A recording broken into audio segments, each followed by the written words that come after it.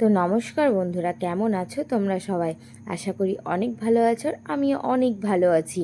তো চলে আসলাম একটা ছোট্ট একটা ভিডিও নিয়ে। আর আজকে রান্না করব মুসুর ডাল, আর মুসুর ডালটা রান্নার রেসিপিটাই তোমাদের সাথে শেয়ার করব। মুসুর ডাল আর আলু ভাজা। তো প্রথমে আমি ডালটা ধুয়ে নিয়েছিলাম, তারপর কড়াইয়ের মধ্যে জল দিয়ে গরম করে নিয়েছিলাম।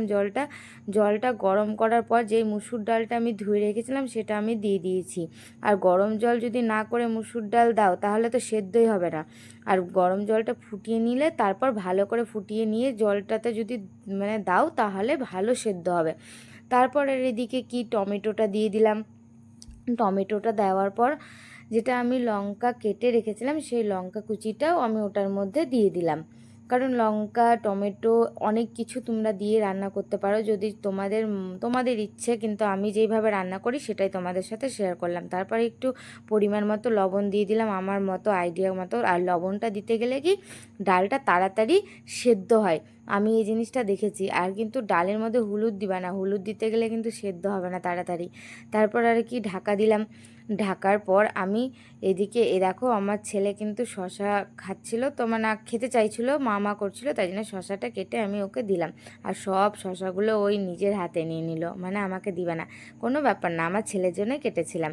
তারপর আর এদিকে কি আমার ডালটা হয়ে গেল সেদ্ধ করার পর আমি গামলাতে নিয়ে নিয়েছি দেখো ডালটা। তারপর গামলাতে দেওয়ার পর আমি হলুদটা দিয়েছি। হলুদটা আগে দিলে গেলে সেদ্ধ হবে না, হলুদটা পরে দিই, আর ওটা পরে দেওয়াই ভালো হলুদটা। তারপর আর কি ওই যে ডালটা দিয়ে, যেটাকে কি যেন বলে, ডাল ঘুটনি, হ্যাঁ ডাল ঘুটনি বলে এটাকে। তো ডাল ঘুটনিটা দিয়ে ভালো করে ডালটাকে ঘুটে দিলাম, কারণ যেটা গোটা গোটা থাকবে সেটাও ভেঙে চুরমার করে দিবে, দিল টুট গয়া ইয়ার, দিল টুট গয়া। তারপর আর কি পেঁয়াজ কুচি কেটে রেখেছিলাম এদিকটায়, তারপর রসুনটাকে ভালো করে থ্যাতো করে দিয়েছিলাম। তারপর হচ্ছে তেজপাতা, তারপর হচ্ছে পেঁয়াজ কুচি, তারপর হচ্ছে লঙ্কা কুচি, তারপর তেজপাতা লঙ্কা কুচি, তেজপাতা লঙ্কা কুচি, শুধু এগুলোই বকছি। তো আমি এই সব কিছু রেডি করে রেখেছিলাম, কিছু মনে করো না। আর তারপর এদিকটায় পাঁচফোড়ন নিয়ে নিয়েছিলাম। পাঁচফোড়নটা সত্যি বলছি ডালে দিতে গেলে এতটা টেস্ট করে, এটা আমি বলে বোঝাতে পারবো না। আর এই জিনিসটা আমি শিখেছিলাম একজনের কাছ থেকে, তার জন্য নামটা নিব না, সেই মানুষটার ব্যক্তিটার নাম নিব না। তো তারপর সব কিছু দিয়ে দিলাম। তেলটা গরম হওয়ার পর তারপর সেটাকে ভালো করে নাড়াচাড়া করে নিতে হবে। নাড়াচাড়া করার পরে তারপর ওটাকে ভালো করে লাল লাল হয়ে যাবে, লাল লাল করে ভেজে নেওয়ার পরে ওটাকে লাল লাল করে ভাজতে হবে ভালো করে। তারপর ওটা লাল লাল করে ভাজার পর এদিকে আমি ডালটা ভালো করে গুটিয়ে নিচ্ছিলাম, না গুটালে আবার সবগুলো ভিতরেই থেকে যাবে। তারপর ওটাকে গামলাতে নিয়ে আমি ঢেলে দিলাম। ঢালার পর তোমাদেরকে ডালটা দেখো, কি বলবো, মনে হচ্ছে দেখেই আমার খেতে ইচ্ছে করছে এখন। আর ডালটা সত্যি বলছি খুবই সুন্দর হয়েছিল খেতে। আমার বর বলেছিল তোমার হাতের ডালগুলো খুবই ভালো লাগে। বিশ্বাস না হলে কোনোদিন আমার বরের কাছে এসে জিজ্ঞেস করো, আমার বর আমার ডালের তারিফ করে।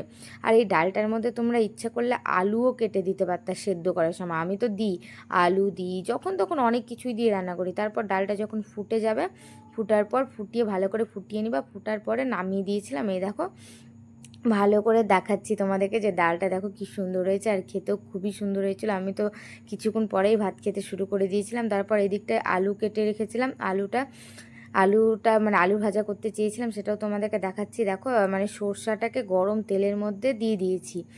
সরষা দিতেই হবে, সরষাটাকে ভালো করে ভেজে নিতে হবে, না তো সরষা একটা ভাব হয় না, গন্ধ করে, যে ওই গন্ধটা পাওয়া যায়। তারপর আর কি সরষাটা ভালো করে ভাজা হয়ে গেছিলো। সর্ষেটা যখন ভালো করে ভাজা হয়ে গিয়েছিল, তারপর আমি ওই সর্ষেটার মধ্যে আমি পেঁয়াজ পেঁয়াজ আর লঙ্কা আমি কেটে রেখেছিলাম সেটাই তেলের মধ্যে দিয়ে দিলাম। কারণ আমার মা আমাকে বলে পেঁয়াজ আর লঙ্কা দিয়ে একদিন আলু ভাজা করে দেখিস তো, দেখবি কত টেস্ট করে। তো আজকে আমি তাই জন্যই এই দুটো আমি দিয়ে দেখলাম, যে দেখি তো কেমন হয় খেতে।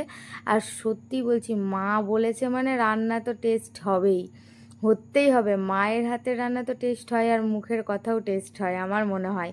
আর সত্যি আমি যখনই আমি আলু ভাজাটা আমার যখন হয়ে গেল না, সত্যি খেতে খুবই টেস্ট করেছিল। তারপর ভালো করে নাড়াচাড়া করে তারপর তো লবণটা দিয়ে দিলাম, আইডিয়া মতো লবণটা দেওয়ার পর তারপর সেটাকে ভালো করে আবারও নাড়াচাড়া করে দিলাম, তেল দিয়ে, হালকা তেল দিয়ে, না তো সেটে যাবে। তারপর ওটার উপরে আমি ঢাকনা দিয়ে ঢেকে দিয়েছিলাম। আর মা বলেছে টেস্ট হবে, হবেই। আলু ভাজাটা খেয়ে দেখেছি এত টেস্ট বলে বোঝাতে পারবো না। তোমরা দেখে নিশ্চয়ই বুঝতে পারছো যে সত্যি মনে হয় টেস্টি হবে আলু ভাজাটা। তারপর আর এদিকে কি দেরি না করে চটপট নিয়ে নিলাম ভাত, আর এদিকে আমি নিয়ে নিয়েছিলাম ভাত, আর তার মধ্যে উপরে রেখে দিয়েছিল আমার ছেলে রুটি আর খাচ্ছিল তাই। এদিকে আলু ভাজা, ডাল নিয়ে নিয়েছি, আর এগুলো কালকের তরকারি, মানে ফ্রিজে ভরা ছিল, ফ্রিজে রাখা ছিল, আমি এগুলো সব করেছিলাম এখানে। তো আমার ভিডিওগুলো কেমন লেগেছে কমেন্ট করে জানাতে ভুলো না। তো টাটা।